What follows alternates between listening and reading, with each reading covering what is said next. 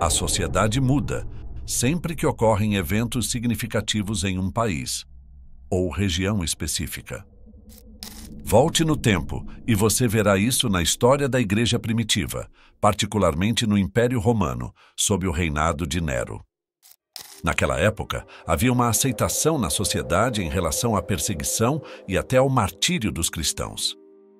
Na era vitoriana da Grã-Bretanha, um dos sinais mais aceitos de sucesso para os homens incluía ter uma esposa e uma família, possuir uma boa casa e ter uma carruagem puxada por cavalos para transporte.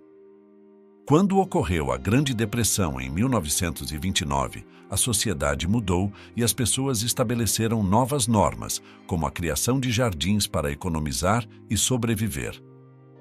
Após o colapso financeiro de 2008, a sociedade também mudou. As pessoas começaram a diversificar seus investimentos, suas economias e a forma como guardavam seu dinheiro. Veja quantas coisas são aceitas hoje, mas não eram normais há 50, 100 ou mesmo 200 anos atrás, como a presença de violência na TV, na música e em videogames. Essa é a realidade da sociedade atual, embora muitos anos atrás não fosse tão predominante. O sexo antes do casamento já foi tabu, mas nos dias de hoje as pessoas estão ganhando a vida tendo relações sexuais antes do casamento e até mesmo vendendo isso na internet. Esses são apenas alguns exemplos das mudanças que ocorreram na sociedade ao longo dos anos. Mas o que a Bíblia nos diz sobre as mudanças que ocorrerão na sociedade para sinalizar quão próximos estamos da segunda vinda de Cristo? Bem, a primeira mudança sobre a qual quero falar pode ser encontrada em 1 Timóteo 4, 1 e 2, onde a Bíblia diz: O Espírito diz claramente que nos últimos tempos alguns abandonarão a fé, prestando atenção a espíritos enganadores e a doutrinas de demônios, pela hipocrisia de mentirosos com a própria consciência cauterizada com ferro quente. Permita-me listar esses pontos para você. Nas últimas épocas, as pessoas se afastarão da fé, o que significa que haverá uma apostasia, um afastamento. O que seria isso? Menos pessoas frequentando igrejas, menos pessoas professando serem cristãs e menos pessoas praticando o cristianismo em suas vidas diárias, quando se trata de coisas como oração e leitura das Escrituras. As pessoas nos últimos dias prestarão atenção a espíritos enganadores e sedutores, bem como a doutrinas de demônios. Este é o ponto em que desejo te alertar, então voltaremos a ele em um momento. As pessoas nos últimos dias estarão repletas de hipocrisia e falarão mentiras. Isso significa que haverá muitos que dirão e pregarão uma coisa, mas viverão de maneira completamente diferente. O ponto final é que a consciência das pessoas estão cauterizadas, o que significa que haverá um endurecimento do coração, uma falta de amor e um esfriamento da humanidade. Tudo isso devido à prevalência do pecado nas vidas de muitos. Agora quero focar nas doutrinas de demônios. Na sociedade dos últimos dias, haverá mais receptividade a novos ensinamentos, doutrinas falsas e evangelhos alternativos. E é exatamente isso que a Bíblia quer dizer quando fala de doutrinas de demônios. O diabo nunca se apresentará abertamente. Em vez disso, usará homens e mulheres para espalhar engano. Eis algumas das principais mensagens das pessoas que pregam sob a influência demoníaca.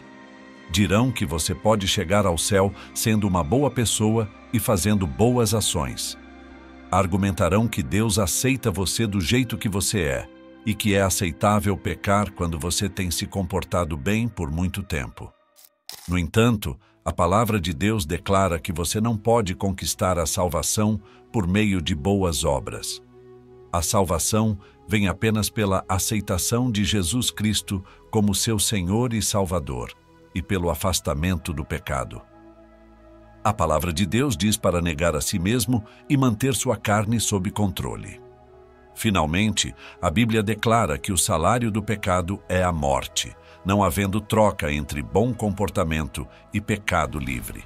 Portanto, essas são doutrinas de demônios. No início deste ano, um relatório foi publicado sobre um distrito escolar de Utah, nos Estados Unidos, que proibiu a presença da Bíblia nas escolas elementares e de ensino médio. Isso aconteceu após reclamações de que algumas passagens da Bíblia eram consideradas vulgares ou violentas demais para crianças pequenas. A Bíblia diz em Isaías capítulo 5, verso 20: Ai daqueles que ao mal chamam bem e ao bem mal, que fazem das trevas luz e da luz trevas, põem o amargo por doce e o doce por amargo. É isso que estamos vendo. O bem está sendo chamado de mal e o mal de bem. O mundo é muito diferente do que era há 20 anos. Enfrentamos muito mais ameaças físicas, emocionais e mentais. E, é claro, enfrentamos muitas mais ameaças espirituais hoje em dia. O pecado parece muito mais difundido e o caos é comum. Basta olhar para a televisão, acompanhar as notícias e ver a indústria do entretenimento para constatar que há tanto ódio, idolatria e orgulho infiltrados em nossa cultura. Se você não for cuidadoso, será influenciado, persuadido e até atraído pelo mal ao nosso redor. Apesar disso, os cristãos são chamados a não permitir que seu amor esfrie em tempos de maldade. Em Mateus 24, Jesus responde a duas perguntas separadas que seus discípulos lhe fizeram. Os discípulos perguntaram quando ocorreria a queda do templo em Jerusalém e quais seriam os sinais da volta de Jesus. Ambos são legítimos motivos de preocupação para os discípulos. Um deles aconteceu muito rapidamente, que foi a queda do templo em Jerusalém, ocorrida em 70 d.C., quando o exército romano invadiu e destruiu Jerusalém. O outro ainda está por acontecer, ou seja, o retorno de Jesus. Em resposta a essas perguntas, Jesus diz em Mateus 24:12: E por se multiplicar a iniquidade, o amor de muitos esfriará. É difícil determinar se Jesus está falando sobre o aumento da iniquidade que ocorrerá antes da queda do templo ou de sua segunda vinda. Provavelmente, ele está se referindo a ambos. Seja qual for o caso, haverá um momento em que a iniquidade aumentará. O objetivo do cristão é não permitir que a corrupção crescente esfrie o seu amor. Hoje em dia, podemos observar um aumento da iniquidade em muitas áreas. Muitos exploram os pobres para enriquecer, cometem crimes brutais por ganho egoísta e têm desrespeito pela vida humana. Infelizmente, em certos grupos, a iniquidade aumentada pode ser vista até mesmo na igreja, onde algumas pessoas vivem em julgamento e recusam aceitar pecadores que pecam de maneiras diferentes das delas. Em vez de mostrar amor e compaixão, elas demonstram autojustiça e condenação. Precisamos garantir que não façamos parte desse grupo. A única maneira de garantir que nosso amor não esfrie é manter um relacionamento ativo e fervoroso com o Senhor. Muitos acreditam que o cristianismo é apenas um ingresso para o céu, mas, na realidade, a vida cristã é muito mais do que isso. Envolve ter um relacionamento diário e constante com o Senhor.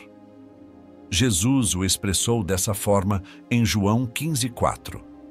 Permanecei em mim e eu permanecerei em vós. Como a vara de si mesma não pode dar fruto, se não permanecer na videira, assim também vós, se não permaneceres em mim. Ao permanecer no Senhor, crescemos em frutos espirituais e nosso amor não se resfria. Podemos e devemos cultivar nosso relacionamento com o Senhor por meio da oração, leitura da palavra e participação em serviços de adoração. No entanto, uma das maneiras mais eficazes de permanecer no Senhor é viver em comunhão cristã uns com os outros. A vida cristã não foi projetada para ser vivida isoladamente. Em um estudo foi colocado um único rato em uma gaiola com um comprimido de droga. O objetivo do estudo era ver se o rato consumiria a substância. Sempre que um rato estava na gaiola sozinho, ele ingeria a substância. O isolamento o levava à droga. Também colocaram a substância em uma gaiola cheia de ratos. Sempre que a substância estava na gaiola com vários ratos, os ratos a ignoravam como se nem mesmo estivesse lá. Embora não sejamos ratos, isso muitas vezes se aplica a nós. Quando nos cercamos de uma comunidade cristã, somos muito mais capazes de viver uma vida piedosa. No entanto, quando vivemos isolados, estamos mais propensos a deixar nosso amor esfriar. Vivemos em tempos muito maus. O mundo sempre esteve na maldade e continuará nela até o retorno de Jesus. Como você está combatendo o mal agora? Você tem relacionamentos cristãos saudáveis? Sugiro que encontre um grupo de pessoas cristãs para se reunir, pelo menos uma vez por semana. Não precisa ser um grupo grande, mas essas são as pessoas em quem você confia, com quem compartilha os altos e baixos de sua vida. À medida que faz isso, você encontra um lugar onde pode ser aberto e honesto sobre onde Deus o tem levado. Satanás está tentando combater sua vida cristã, fazendo com que seu amor pelo Senhor esfrie. No entanto, cercar-se de uma comunidade cristã, bem como ler a palavra, orar e frequentar os cultos, o ajudará a permanecer no Senhor e combater o desejo de se afastar de Deus nestes dias maus. Portanto, ouça-me. Mesmo que o coração de muitos tenha se resfriado, mesmo que os valores piedosos, os valores bíblicos, não sejam mais mantidos em alta estima na sociedade, quero lembrá-lo de que maior é aquele que está em nós do que aquele que está no mundo. Jesus Cristo é a luz, e Ele é a luz pura e santa que expulsa toda a escuridão.